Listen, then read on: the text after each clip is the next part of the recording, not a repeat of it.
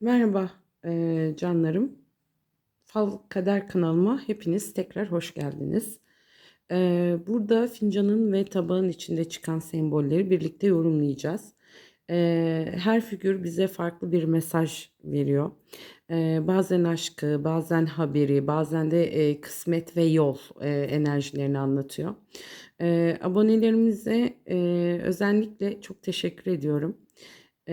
Abonelerime. Destekleriniz, yorumlarınız ve güzel enerjinizle bana ışık oluyorsunuz sizler de. Etkileşim bırakan, yorum yapan herkese de ayrıca sevgiler.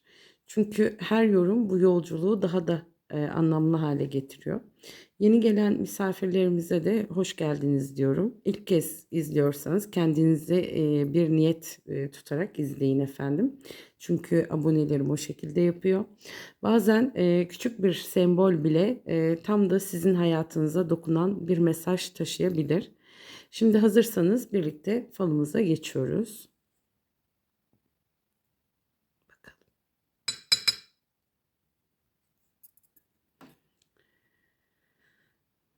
Evet. Şimdi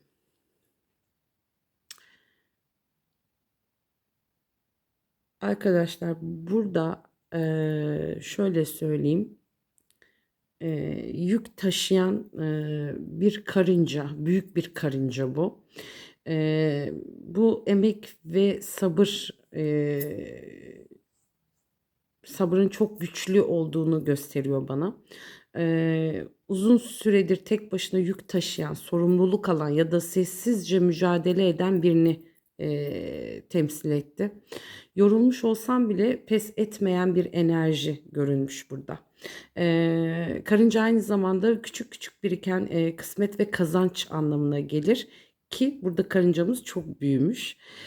Yani şu an ağır ilerliyor gibi görünse de verdiğin emeğin karşılığını boşa gitmeyecek arkadaşlar. Bu mesajı taşıyor bana.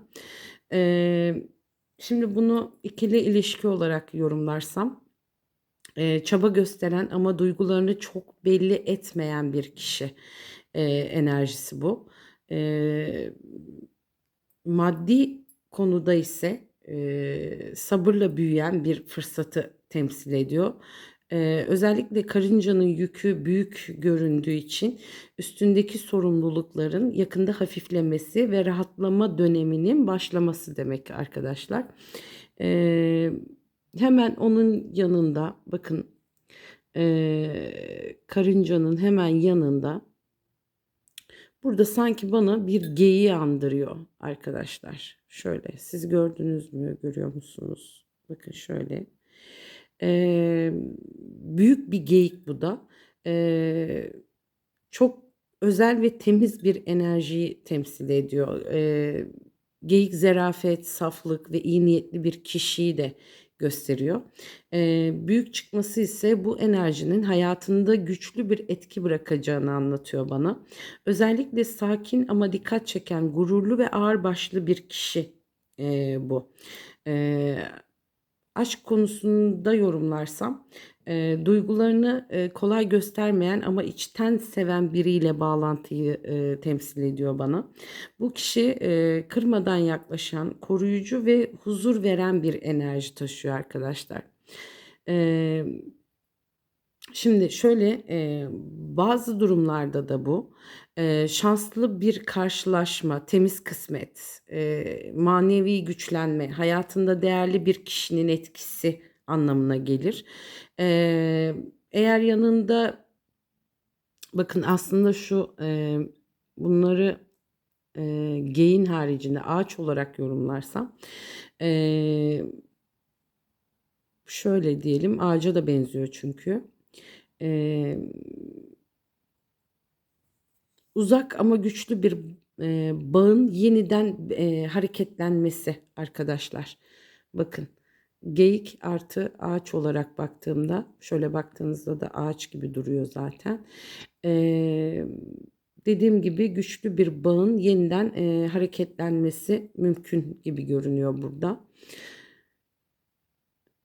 Evet.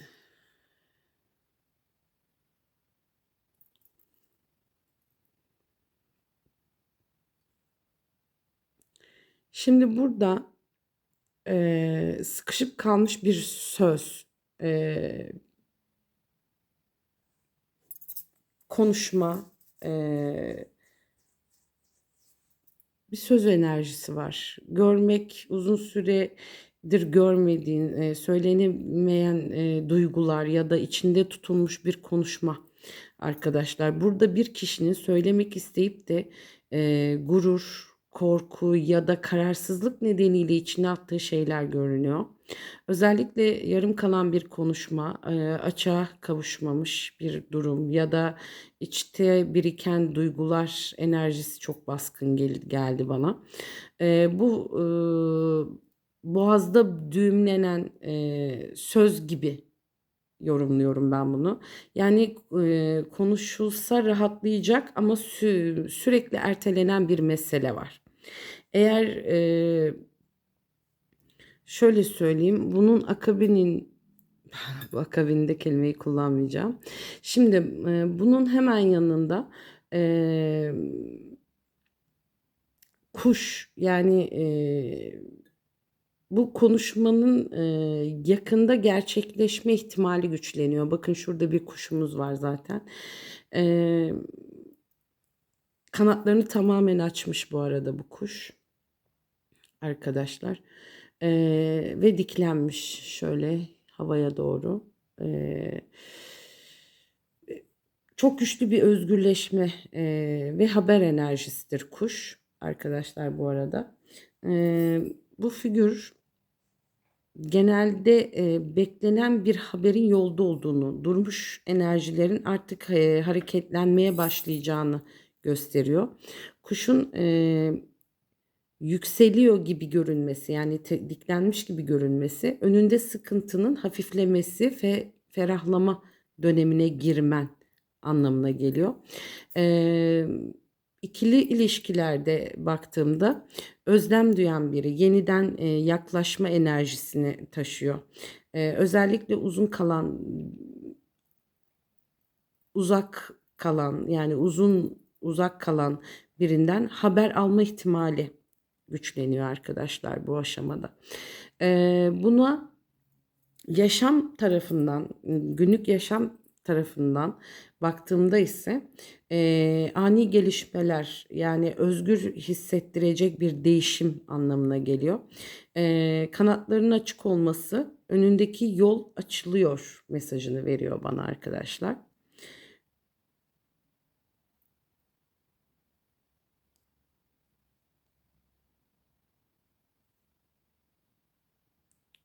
Evet şimdi hmm, şimdi şurada bir şaşkın, şurada da bir üzgün yüz var. Bunların ikisi yan yana arkadaşlar. Şimdi bu şaşkın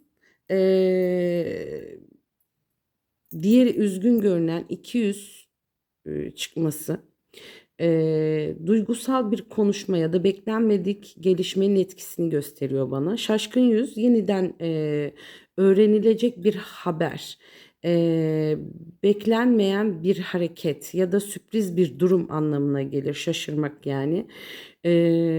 Üzgün yüz daha çok kırgınlık, pişmanlık ya da içe atılmış duyguların temsil ediyor bana.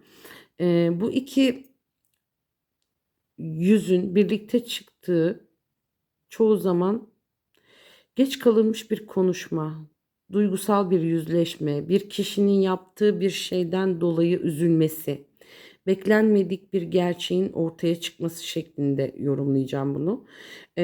Bunu ikili ilişkilerde ise gurur nedeniyle susturulmuş duyguların artık açığa çıkabileceğini söyleyebilirim. Özellikle yanında kuş olması arkadaşlar. Bakın hemen şu yanında. Bu biraz fincan karanlık arkadaşlar da sizin görebilmeniz çok imkanı yok gibi gözüküyor. Hemen yanında bir kuşun olması durumun konuşmayla çözülemeyeceği anlamını güçlendiriyor. Çözülebileceğini, çözülemeyeceğini. Ay bugün çok yoruldum. 19 Mayıs'tı biliyorsunuz. Biz çok yürüyüşe falan da katıldım. Onun için çok yorgunum aslında. Ama size de es geçmek istemedim bu akşam. Arkadaşlar,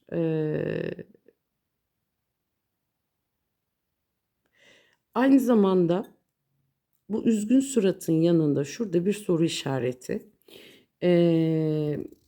Kafayı kurcalayan ve cevabı netleşmemiş bir durumu gösteriyor burada. Özellikle duygusal tarafta neden böyle oldu, ne düşünüyor, geri döner mi gibi cevabı beklenen bir soru arkadaşlar. Bu soru enerjisi var. Çok baskın çünkü. Üzgün yüz, kırgınlığı ya da iç sıkıntısını temsil ediyor. Soru işareti kararsızlık ve belirsizliği anlatıyor demiştim. Ee, Cevap beklenen bir konuşma aslında bu. Netleşmeyen ilişki, içten içe düşünülen bir konu.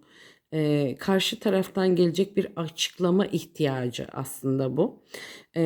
Ama soru işareti aynı zamanda olayın henüz kapanmadığını da söylüyor bana. Yani netleşme ihtimali hala var diyebilirim. Eğer yanında eğer nasıl diyeyim yani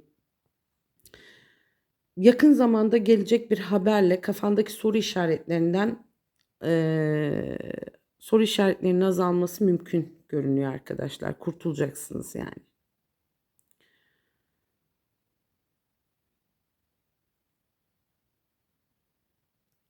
Şimdi burada dolambaçlı bir yol, zigzaglı bir yol.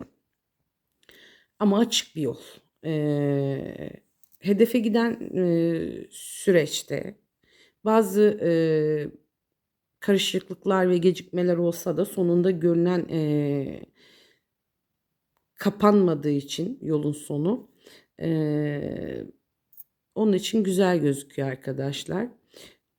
Şu an her şey düz ilerlemiyor olabilir. Araya giren engeller, kararsızlıklar, zigzag olması ya da kafa karıştıran durumlar var. Ama yolun açık olması çok önemli bu detayda. Bu da sonunda çıkışın ve çözümün olduğunu gösteriyor bana. Zorlu ama sonuçlanacak bir süreç arkadaşlar bu. Gecikmeli haber veya buluşma, karışık duygular sonrası netleşme, uzak ya da dolaylı yoldan gelen kısmet anlamına geliyor. Bunu ikili ilişki olarak yorumlarsam bu yolu, zikzaklı yolu, iki kişi arasında karmaşık bir durum olsa bile bağın tamamen kopmadığını gösterir. Yol açık olduğu için iletişimde yeniden yakınlaşma ihtimali hala güçlü arkadaşlar. Eee, hmm, eee, Yolun sonunda huzur ve netlik var arkadaşlar. Yani yolun sonu açık. Çok güzel. Şimdi burada karşılıklı iki kişi oturuyor. Bir masada oturuyorsunuz. Kahveler içiliyor, dumanı tütüyor. Bu masada oturan iki kişi ve kafaların üstünde de bakın şurada küçük küçük şeyler var, figürler var. Çok net bir iletişim ve düşünce yüzleşmesi enerjisi bu. Bu sahne genelde iki kişi arasında konuşulması gereken ama ertelenmiş bir mesafe olduğunu gösterir. Masada oturmaları, yüz yüze gelme, hesaplaşma ya da önemli bir konuşma anlamına gelir. Bakın burada mesela daha önce de şu figürlerde de söylediğim gibi üzgün surat, şey surat, şaşkın surattaki gibi. Eee, Burada eee, kafaların üstündeki figürler ise düşünceleri temsil ediyor arkadaşlar. Birinde bakın şurada biri daha az ama diğeri daha yoğun. Eee, Şöyle ne olduğu, ne olacak kararsızlığı. Derinde bir üzüntü. kalp karmaşa arkadaşlar. İkili ilişki karmaşası. Kırgınlık, duygusal yük bu. Farklı bir şey yok aslında. İki kişinin olayı farklı algıladığı anlamına geliyor bana bu. Bu kombinasyon genelde yüzleşme konuşması gibi geldi. Açığa kavuşacak bir ilişki durumu, barışma ya da netleşme süreci, gizlenen duyguların ortaya çıkması gibi düşünebiliriz bunu. Eee İkili ilişkilerde baktığımda ise bu figür konuşulmadan bitmeyen bir bağı gösterir. Yani tamamen kopmamış ama netleşmeyi bekleyen bir ilişki enerjisi bu arkadaşlar. Evet. Fincanımız. Bu arada fincanımızın içi çok karanlık ama şuradan hafif bakın bir aydınlık var. Aydınlanacak arkadaşlar. Biraz düşünceli çıkmış sadece falımız. Buradan hemen falımızı da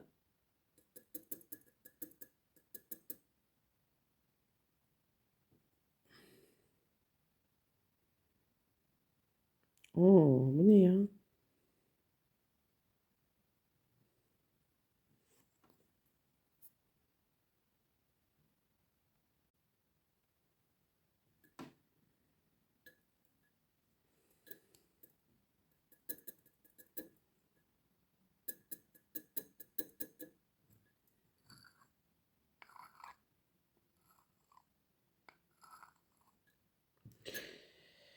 Evet efendim canlarım. Şimdi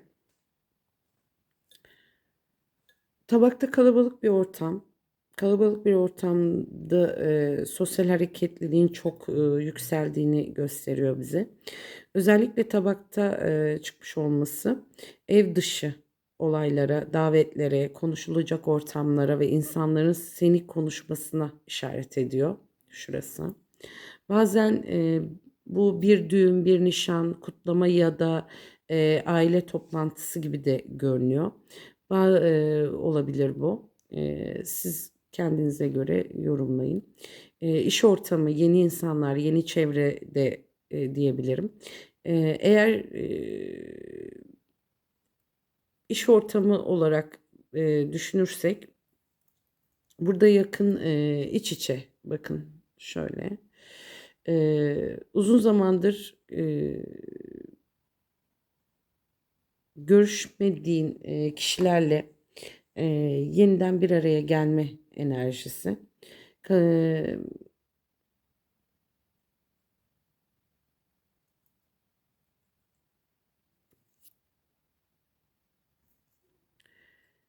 Şimdi burada arkadaşlar eee, yakın zamanda bir haber alabilirsin. Yakın zaman içerisinde bir haberim var. Eee, Şurada bakın şurada bir yol izi. Varsa kısa bir yolculuk yapacağınız bir yolculuğunuz var gibi gözüküyor. Bu yolculuktan sonra bu ortama gireceğiniz gözüküyor arkadaşlar. Gireceğiniz bir ortam, kısa bir yoldan sonra gireceğiniz bir ortam bu. Eee İnsanların içine karışıyorsunuz kısa bir yoldan sonra. İnsanların içine karışıyorsunuz. İkili ilişkide ise seni gören gözlerin arttığını eee, söyleyebilirim. Birden fazla kişinin dikkatini çektiğim bir dönem olabilir bu. Falda bazen şöyle söyleyeyim, iki kişinin arasında kalma olabilir arkadaşlar. İki enerji var çünkü burada. Eee, Maddi olarak veya parasal olarak baktığımda eee, kalabalık tabak olarak toplantı, görüşme, ortak iş veya konuşmalı bir fırsat diyeyim buna ben. İnsanlarla kurulacak bağlantılar şans getiriyor görünmüş çünkü. Kısmetlerim var çünkü burada bakın.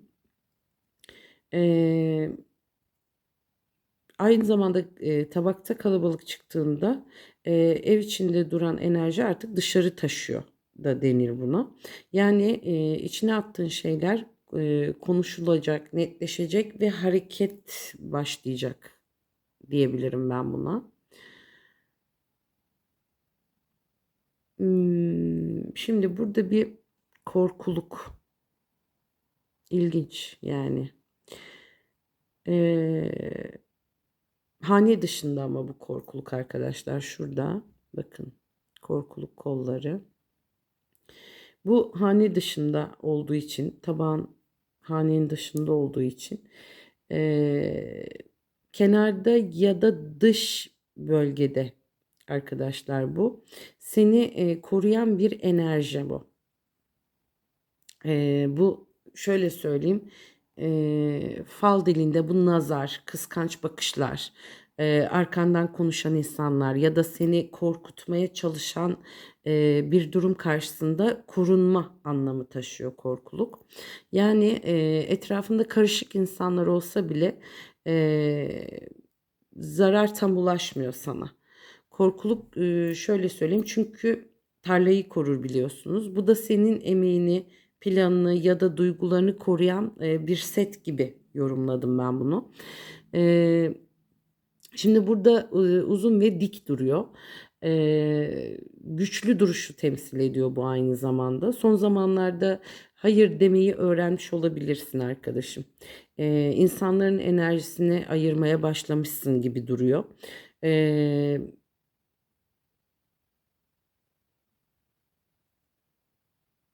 evet, yani yanında bir kaya. Bakın korkuluğun yanında bir kaya. Ee,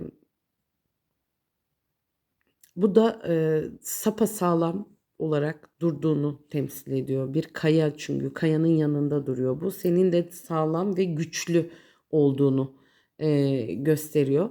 Bu enerjilerden sıyrılıyorsun arkadaşlar. Yani bu kötü göz, kötü şeylerden. Burada taş gibi oturmuş zaten. Bunlardan şey yapıyorsun, arınıyorsun öyle diyeyim. E, Şimdi bu taşın yanında kayanın olması uzaktan gelecek bir haberin önce tereddüt yaratacağını ama sonunda rahatlatacağını da gösteriyor bana. Yani kaya zaten düşmedi, bayağı bir uğraştım. Sen kaya gibi sapasağlam burada duruyorsun arkadaşlar. Bunu ikili ilişki olarak yorumladığımda şu korkulu kalbini korumaya alan birini de anlatıyor bana. Yani biri duygusal, duygularını kolay açmıyor. Yaklaşmak istiyor ama çekiniyor arkadaşlar. Bu enerji de olabilir ikili ilişkilerde. Eee, Dış çevrenden gelen bir etki ama evine, kaderine tam oturmamış. Yani geçici bir stres ya da dış etki. Dış etki olduğu için kaya gibi sapasağlam burada duruyorsun. Evet arkadaşlar şurada bir tane mantar. Şurada bir mantarımız var. Şimdi mantar bereketle bağlantılı arkadaşlar. Özellikle beklenmedik şekilde büyüyen bir kısmet anlamına geliyor bu. Ve bu hanenin içinde arkadaşlar. Hanenin tabağın ortası hanedir. Hanenin içinde bu bereket. Eee, Kısmet bir anda çoğalır biliyorsunuz ki mantar. Bu yüzden falda da ani gelişimleri temsil eder. Bu da aniden gelecek bir haber, küçük başlayan büyüyecek bir fırsat, para, kısmet artışı ya da çevrende hızlı hareketlilik olarak da yorumlayabilirim ben bunu. Büyük görünüyor mantarımız, küçük değil. Tek ve güçlü bir kısmet bu. Tek çünkü. Küçük ama çoğalacak. Küçük küçük birkaç mantar yapacaktır bu. Yani kısmet yapacak kendini. Çünkü çok çabuk yürüyor. Peş peşe gelecek fırsatlar olacak arkadaşlar.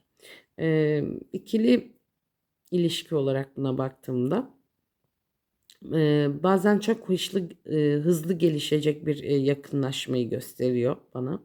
Bir anda hayatına giren biri olabilir bu ikili ilişki, aşk olarak baktığımda. Çünkü o enerjiyi veriyor bana.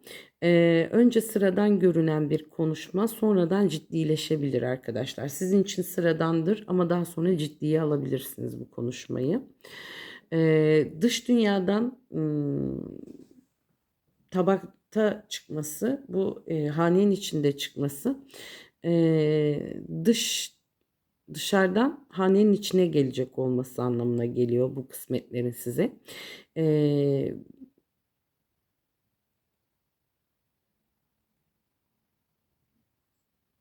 işte bölge dediğim olarak şöyle hanenin içinde kalıyor. Çok güzel. Mantar kısmettir arkadaşlar.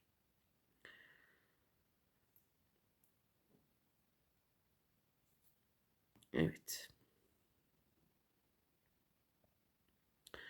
Şimdi yine burada şöyle bir sürüngen hayvan çıkmış arkadaşlar, gördünüz mü? Şöyle bir sürüngen. Hemen bakın, korkuluğun hemen üstünden başlıyor. Buraya kadar geliyor.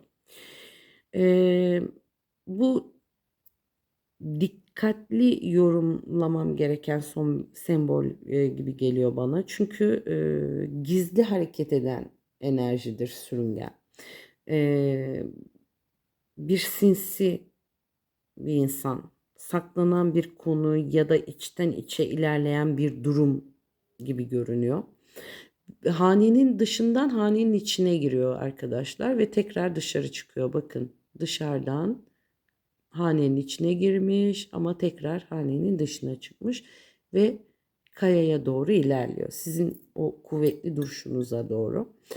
Ee, Yani bu kıskançlık ve nazar enerjisi arkadaşlar. Özellikle çevrende seni sessizce takip eden biri olabilir. Ama dikkat, direkt saldırı değil bu. Daha çok gizli gözlem enerjisi. Öyle söyleyeyim size. Gizli gizli gözlemliyor. Bu bir hayatında eski bir dönemi bırakıp yeni bir sürece geçiş de olabilir arkadaşlar.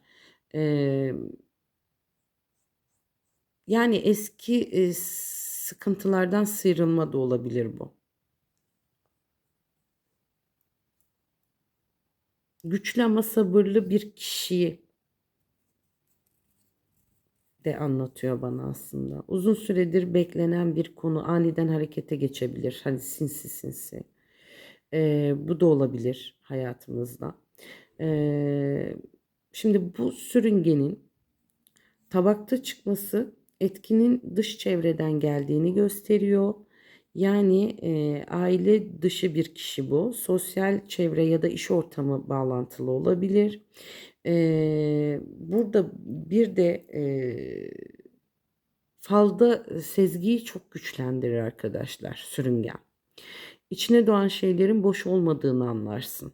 Son zamanlarda biriyle ilgili tam güvenemiyorum hissin olduysa fal bunu destekliyor şu anda. Yani güvenemiyorum, ben buna çok fazla güvenemiyorum dediğinizde şimdi bu görüntü bunu destekliyor. Yani hisleriniz doğru. Ee, Onun içinde çok bana şey bir enerji vermedi bu. Dikkat edilmesi gereken bir dönem arkadaşlar. Bunu anlatıyor bana. Gizli kalan bir şey zamanla ortaya çıkacak gibi görünüyor dostlarım. Yani bana şu anda bu falın anlattığı bu. Siz de sezgilerinize güvenin.